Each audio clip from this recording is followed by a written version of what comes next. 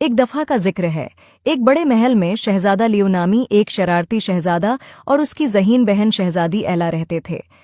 ایک دن شہزادہ لیو نے اپنی بہن پر ایک شرارت کرنے کا فیصلہ کیا۔ اس نے چپکے سے اس کا تاج لیا اور اسے جادوئی باغ میں چھپا دیا، جہاں جو بھی چیز جاتی تھی وہ غائب ہو جاتی تھی۔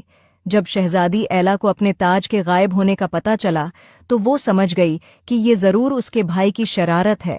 مسکراتے ہوئے اس نے ناراض ہونے کا ڈرامہ کیا اور زور سے بولی، آوا نہیں، میرا تاج غائب ہو گیا، اب میں کیا کروں؟ شہزادہ لیو، جو اپنی شرارت پر خوش ہو رہا تھا، ہنستے ہوئے بولا، میں نے اسے جادوئی باغ میں چھپا دیا ہے، تم اسے کبھی نہیں ڈھونڈ سکو گی۔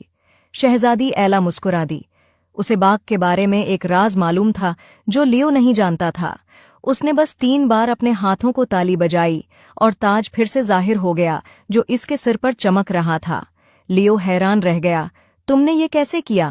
ایلا نے شرارتی انداز میں آنکھ ماری اور بولی، ایک شہزادی کو ہمیشہ تھوڑی سی جادوگری آتی ہے۔ اس دن کے بعد شہزادہ لیو نے سیکھا کہ اپنی بہن کو کبھی بھی کم نہیں سمجھنا چاہیے، اور وہ دونوں نے مل کر اور بھی بہت ہنسنے والے لمحے گزارے۔